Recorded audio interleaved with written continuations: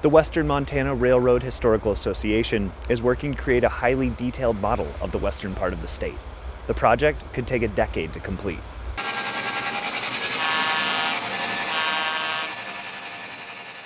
In the basement of this building off Last Chance Gulch, history is taking shape.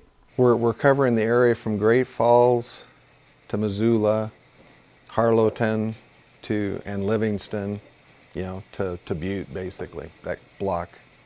Wood, screen, and plaster are being shaped to tell the story of Montana's railroads. Mark Luther, president of the WMRHA, and his fellow enthusiasts have been methodically recreating the roads and rails of western Montana. What you see here took 3 years to build, and it could take as many as 8 more to complete.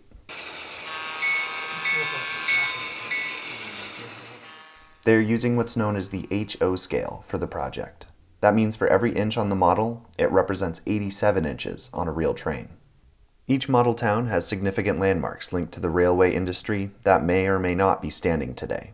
For example, the group plans to reconstruct the Great Northern Train Depot, where today the Federal Reserve Building now stands in Helena. Luther says the streets we drive today owe a lot to the tracks laid down decades ago. Like all the weird orientations on streets in Helena, a lot of that is because of the different railroads that came in. Because the trains would come in at a certain angle and then they'd build streets to parallel the tracks. Well, you have trains coming in at different angles.